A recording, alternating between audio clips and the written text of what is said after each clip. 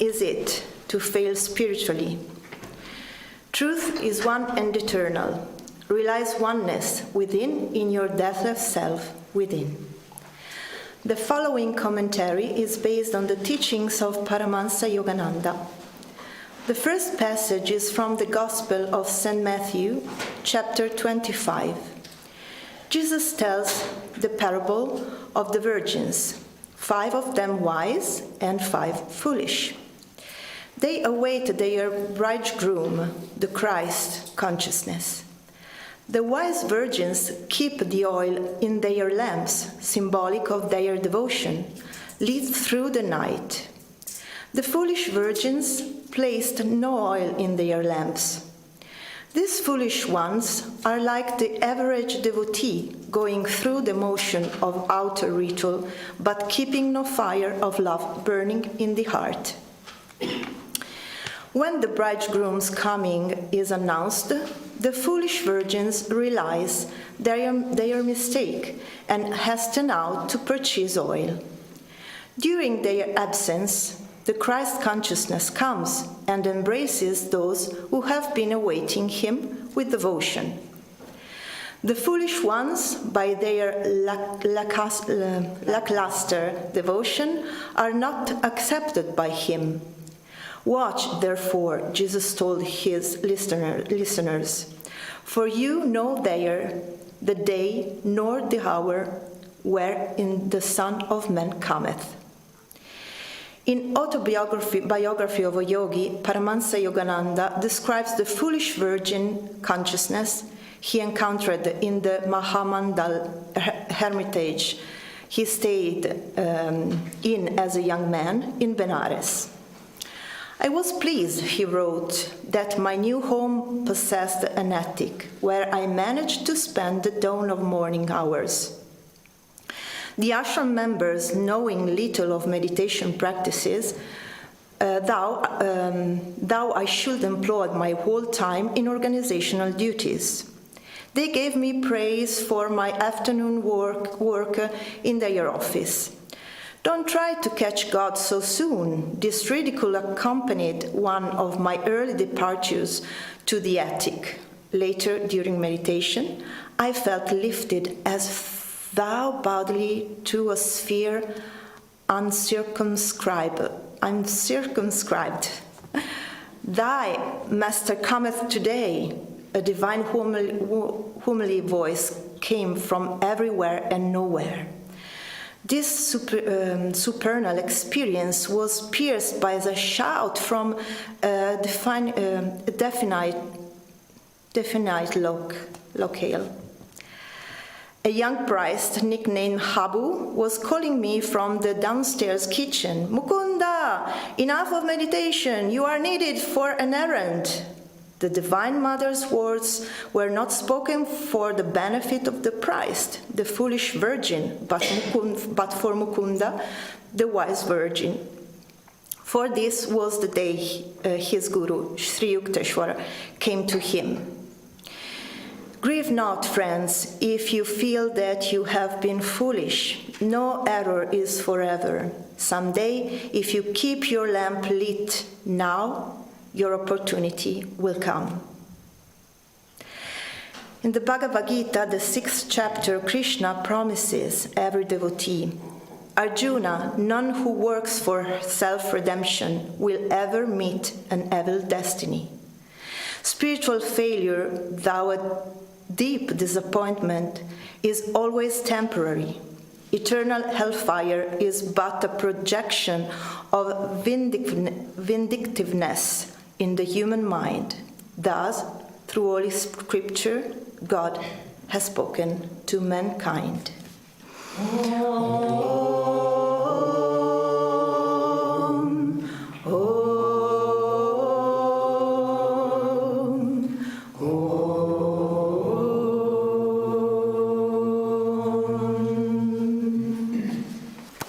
Good morning, everyone, those of you who are here in the Temple of Light and those of you who are joining us from your home.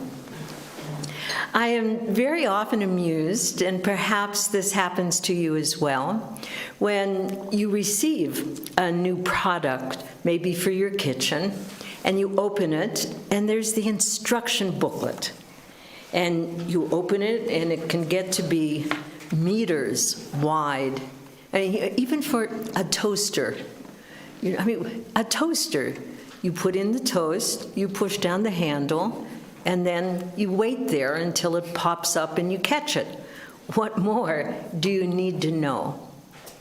But there are endless instructions for the simplest things that we own. When I was a younger person, I was very, even desperately, looking for the instruction booklet for life. Where was it? Who could tell me how to live a good life, a happy life? Well, I thought I was going to find that in the law. So I made the effort and I went to law school. I was disappointed. I couldn't find that instruction booklet. I couldn't find the law, the way that I was looking for, that my soul was looking for. There was a moment, and I remember it really well, when I was in law school.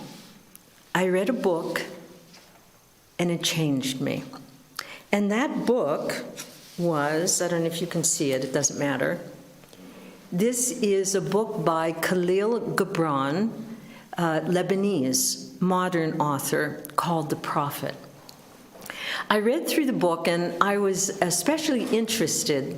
Well, here's how it is. There's a wise man, the prophet, and then each chapter is someone coming to him and asking him a question, saying, "Oh, wise one, would you tell us about this?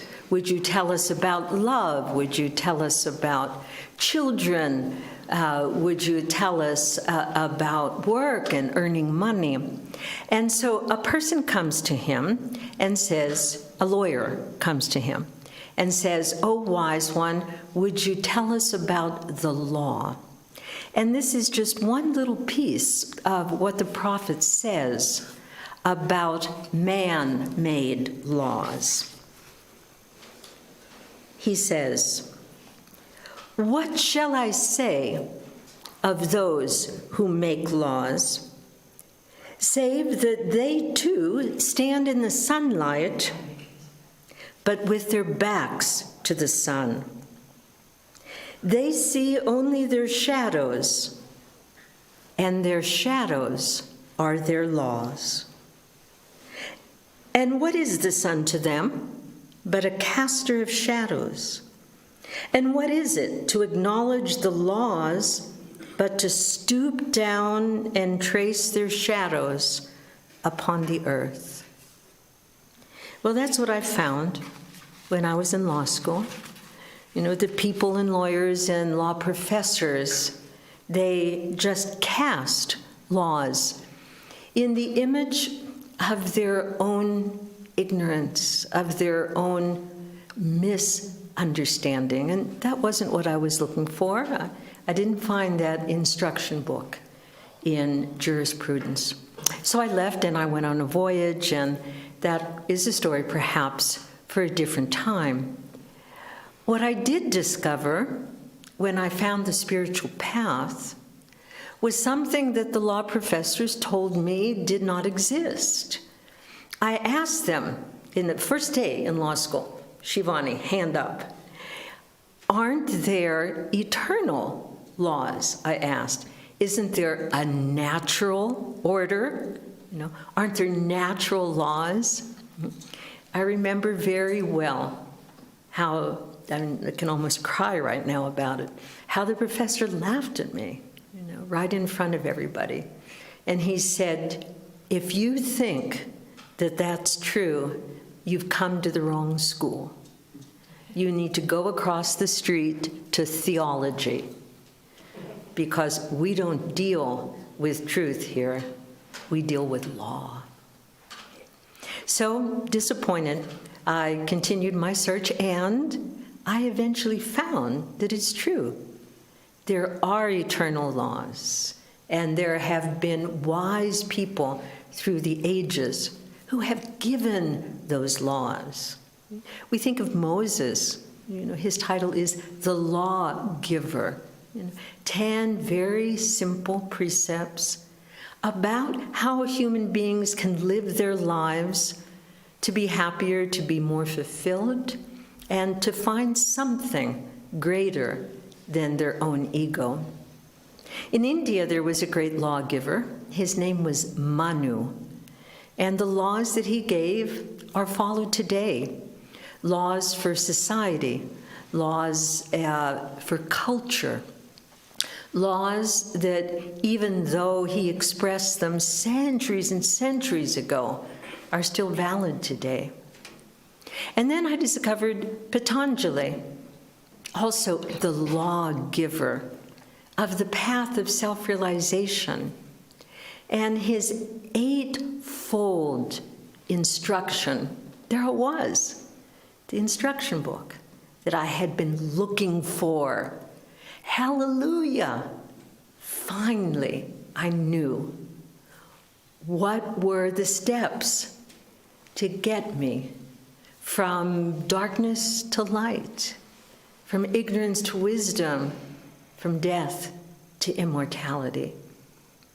Glory be, I said. But then I discovered, as perhaps you have as well, that sometimes knowledge can be a difficult thing. When we don't know, sometimes we're happier. Isn't there that phrase, ignorance is bliss? When you don't know what you should do, you can do anything, and you're happy because there's no standard. I often quote a comic actor. He was an American actor. His name was W.C. Fields. You probably don't know him. And really, the only thing I know about him is this one thing he said, which I don't know if he realized how wise it is. He said, if you don't know where you're going, any road will take you there. Ignorance is bliss. But once we do know, what happens?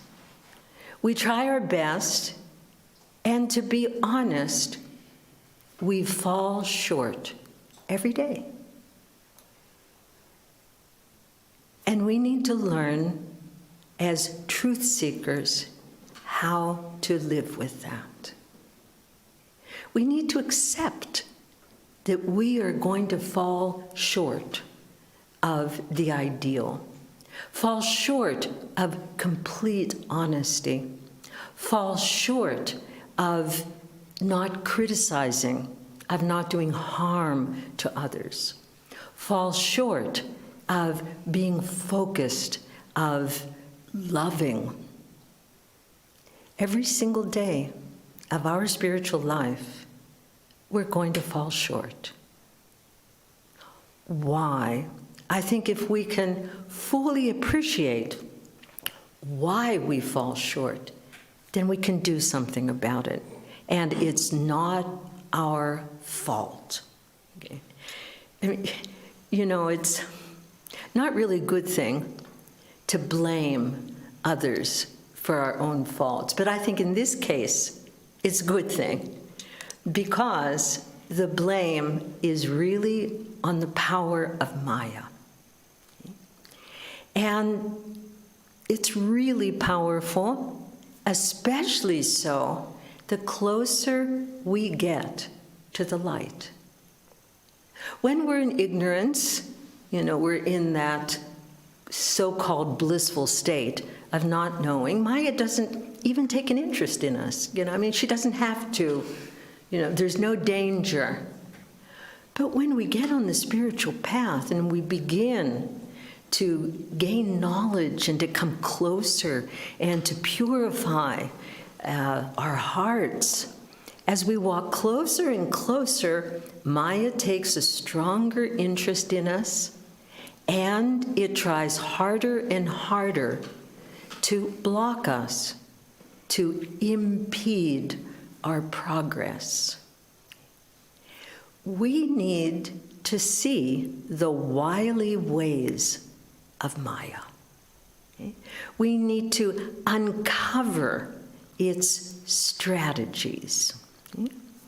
We need to send spies into the camp, the military camp of Maya.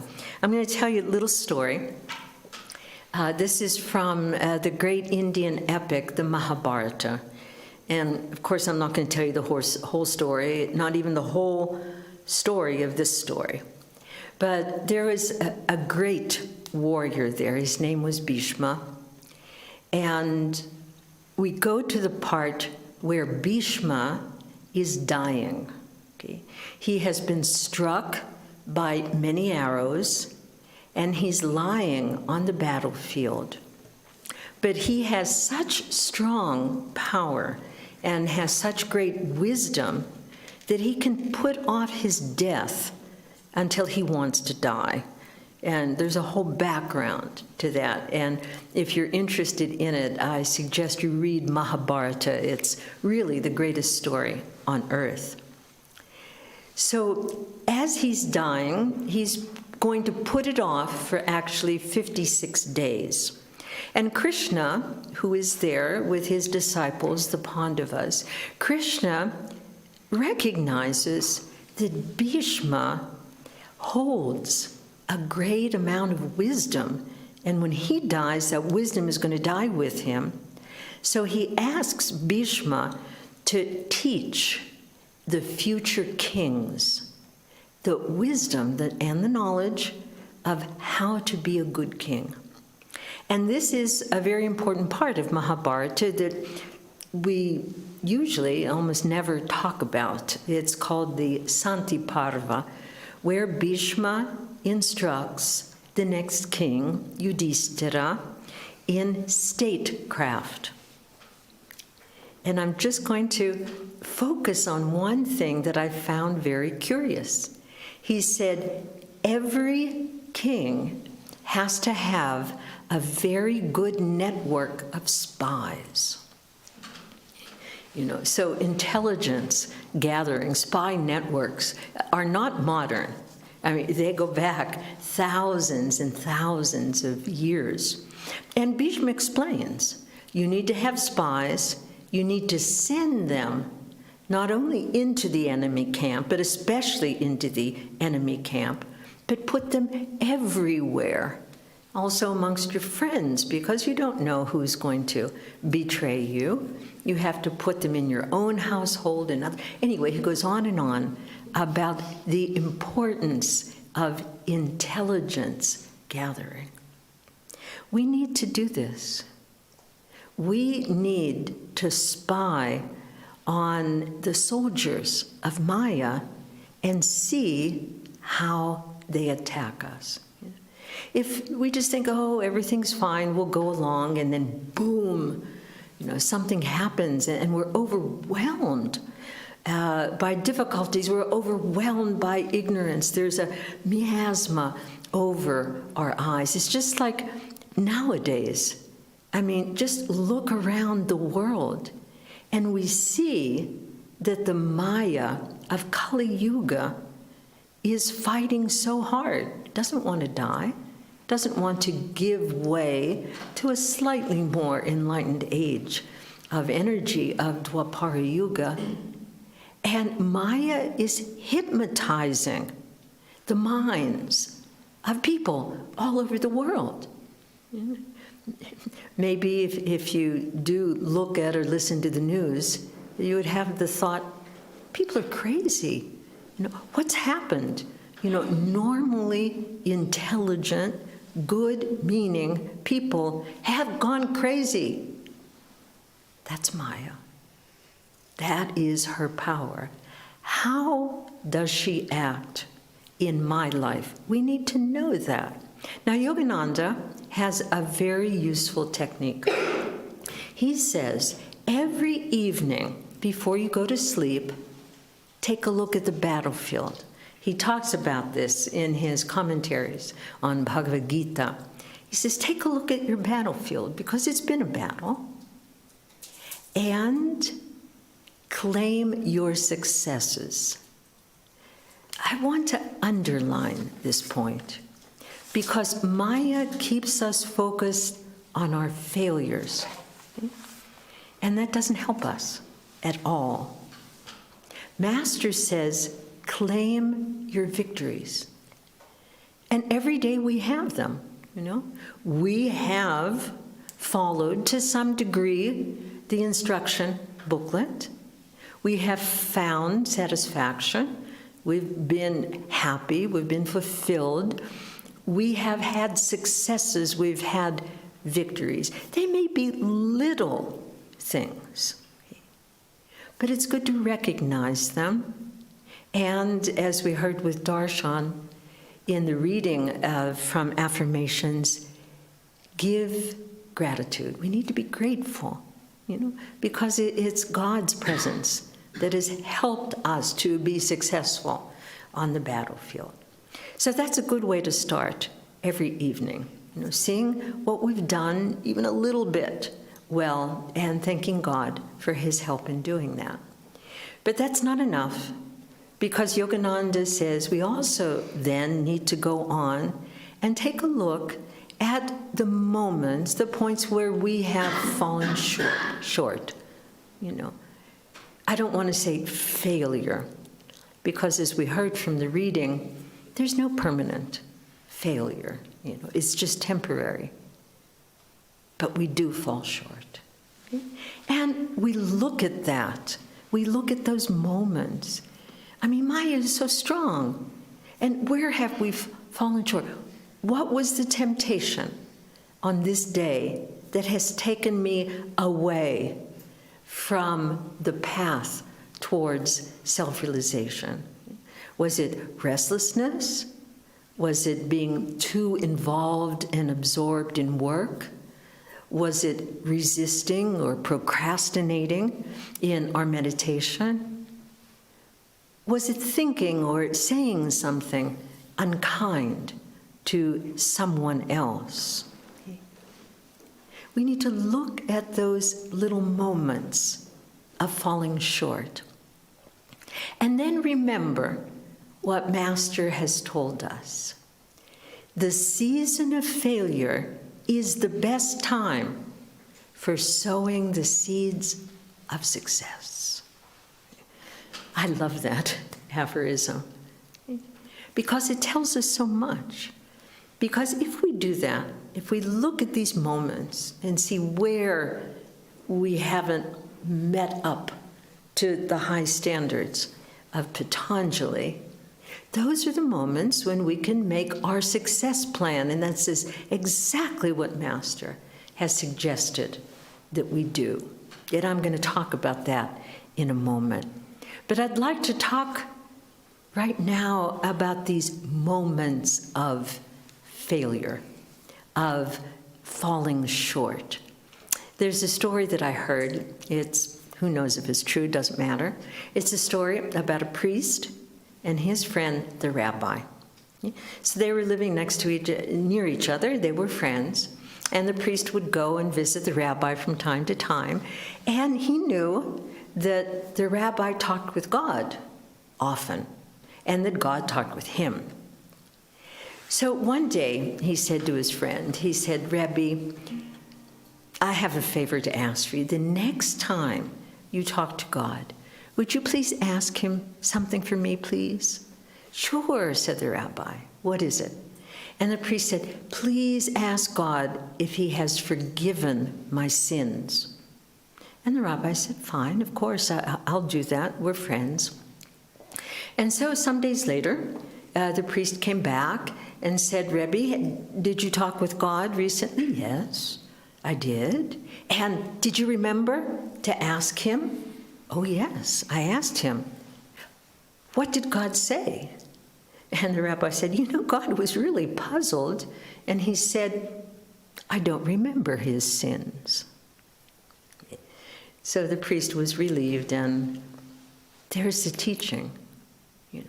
God doesn't count our failures. Master says he doesn't care about our failures. He cares about our indifference. When we don't care, when we don't love, when we don't bring God into our lives. There's a story from the autobiography, one that you know well, but I'd like us to look at it in terms of falling short. Here's Mukunda living with his guru. So much of the autobiography is about looking for his guru. He finds his guru, and he goes and he lives in his ashram in Serampore. And one day, he goes to Sri Yukteswarji, and he says, Master, can I have your blessings? I want to go to the Himalayas so that there in the mountains, I can be in God consciousness. Well, Sri Yukteswar's quiet. And he gives him just one little hint. He just says, you won't find what you're looking for in a mountain. He doesn't give his blessings. And Mukunda takes Sri Yukteswar's silence as being acceptance, very convenient. That's also how things work in Italy. If you ask for something and you don't hear in a certain amount of time, actually, by law, it means you can do it. So Yogananda says, can I go to the Himalayas? Sri Yukteswar doesn't answer. He says, good, thanks for your blessing. Off he goes. And then there's a whole story, and it's a wonderful chapter about he goes to the saint, how he goes, the difficulties he has, and so forth. He finds this, the chapter is called The Sleepless Saint. This is Ram Gopal Muzumdar, one of the very few saints in the autobiography that Yogananda said was fully liberated. So he, after much difficulty, he goes, he stays with Ram Gopal, he meditates with him, he asks him for the experience of samadhi. And Ram Gopal says, that's not for me to do. He says, oh, young devotee, you can't find anything here in the mountains. What you're looking for is in the mountain of realization in your own guru. Go back to your guru. Now, when we read the autobiography, it seems as though Yogananda was gone for a few days. But Swami tells us, what he heard from Master, is that Master was gone for months in the Himalayas, looking for something that only his guru could give him. Now let's think about that. Master, born an avatar, he goes through playing out, the scenes. And here he is playing out how devotees fall short, by leaving his guru, essentially, by missing the point that what he was looking for, his guru was ready to give him. So he comes back. So in the next chapter, he comes back, and Sri Yukteswar greets him and says, oh, hello, Mukunda, let's go have lunch. As though nothing had happened. And Yogananda asked, but sir, aren't you displeased with me? And what does Sri Yukteswar say? How could I be displeased with you? I have no expectations. So here we see, just like with that priest, the guru, God, they don't count our faults. And as we go on in that chapter, just a couple of pages, it is really just a few days later when Sri Yukteswar calls Mukunda from his restless meditation and gives him the experience of cosmic consciousness. God does not count our faults. So what do we do when we count our faults? When we see those moments where we haven't met up to the high standard of Patanjali's instruction book. We make a success plan so that every day we can have some success, no matter how small that success is. In our path, the path of Kriya Yoga, the path of self-realization, we can do the energization, even just the 20-part body recharging, several times during the day. This is one of my favorite things to do. Sometimes I try doing it actually every hour. We could do it sitting or standing. If I'm really in trouble, I can even do it walking. Just to do it and to connect with the great source of energy.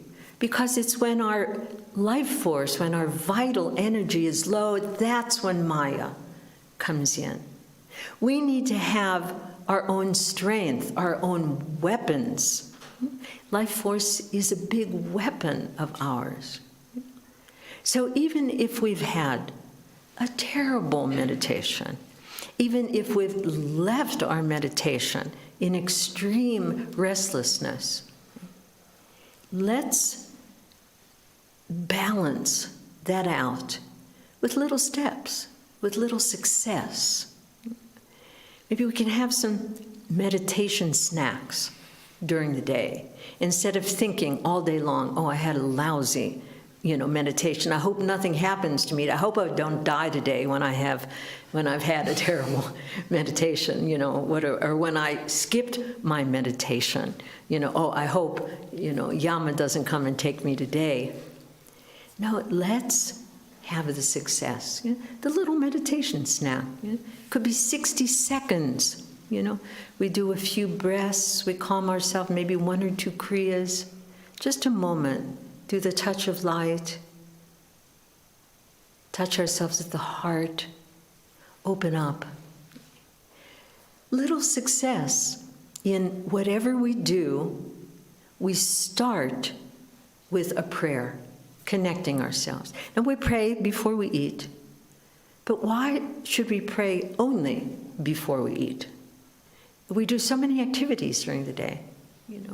We're going to prepare for something. We should pray, just a little prayer. God be with me, inspire me, let me feel your presence, guide my thoughts. Just these little prayers that start out. So we make a success plan.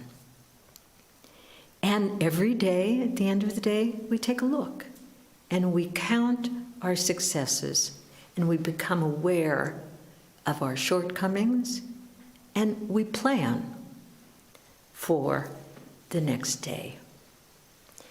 We come now to the parable of the 10 virgins. I remember when I first read this, okay, you heard it this morning, right? There's 10 virgins. By the way, why were they virgin? What's the symbolism here? They all had pure intention. They didn't have doubts or whatever. They were virgin. Their hearts were pure. Their hearts were in the right place. So they were all devotees, and they are going to the wedding. Okay? They're going to meet the bridegroom. Okay? So I read it in about the lamps, and 5 of them have oil in the lamp, and 5 of them don't have oil in the lamp. So my very first impression is bad planning. So what's the message, here? Of course, there's the symbolism, which we heard in the reading, and I'm going to talk about that. But we have essentially the nearsighted devotee that's just looking at today and not putting today in the context of our entire spiritual evolution, as though what we do today has no impact on our future. So the nearsighted or the farsighted. There are those who plan ahead, knowing that the path is not a sprint to the finish line. The spiritual path is a marathon, and there's hurdles along the way. So the prepared devotee is prepared for the long run, prepared to pace, prepared to live every day with coming up short and not be discouraged by that. Let's talk finally about the oil in the lamp. We heard from the reading today that the lamp is a container, and it represents our spiritual practices, the outside of the spiritual path. And there's so many containers, are there not?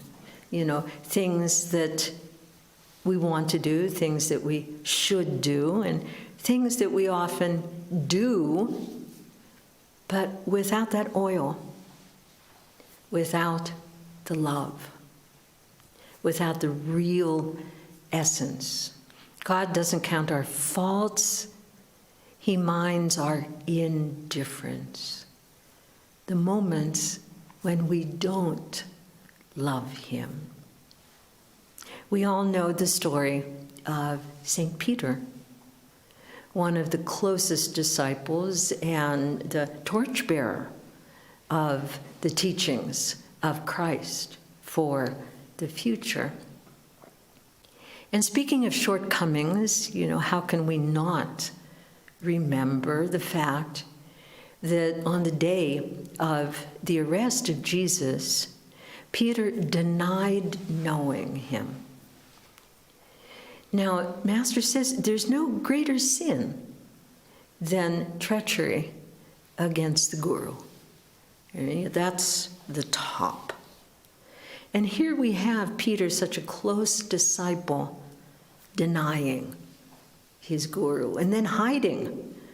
There's treachery, and then to compound it, there's cowardice. Okay.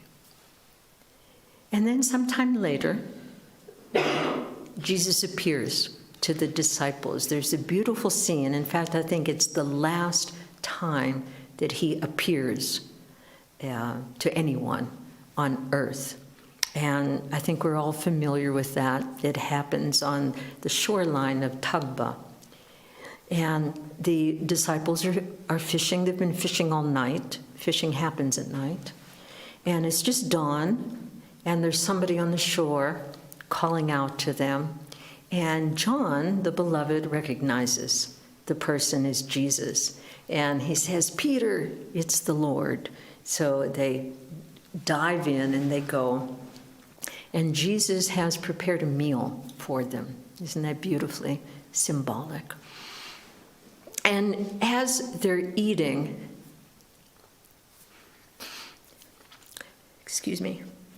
Jesus says to Peter, kind of like casually, they're having the fish and the bread and everything. And Jesus says to him, "Peter, do you love me?"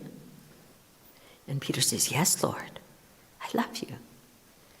And so on they go with their meal, and then Jesus again, "Peter, do you love me?" "Yes, Lord, I love you." And then later on a third time, "Peter, do you love me?" And he says, "Lord, I've told you, I love you." And in that moment, it's all forgotten. It's all forgiven. Because God is above the law.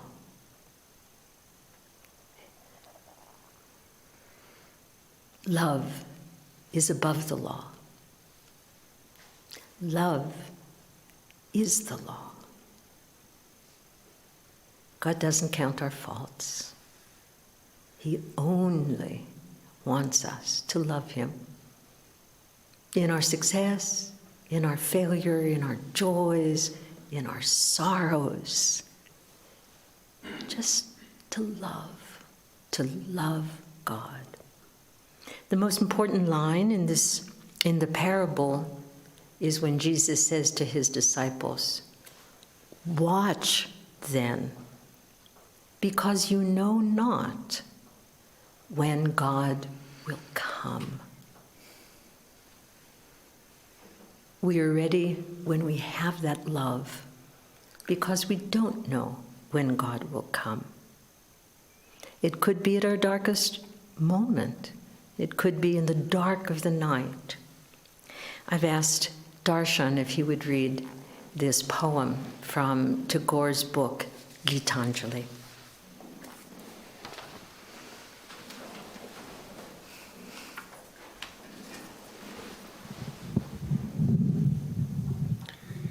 The night darkened. Our day's works had been done.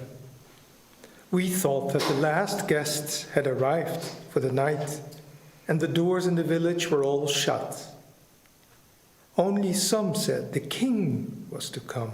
We laughed and said, "No, that cannot be." It seemed there were knocks at the door, and we said it was nothing but the wind. We put out the lamps and lay down to sleep. Only some said, "It is the messenger." We laughed and said, "No, it must be the wind." There came a sound in the dead of night. We sleepily thought it was the distant thunder. The earth shook, the walls rocked, and it troubled us in our sleep. Only some said it was the sound of wheels.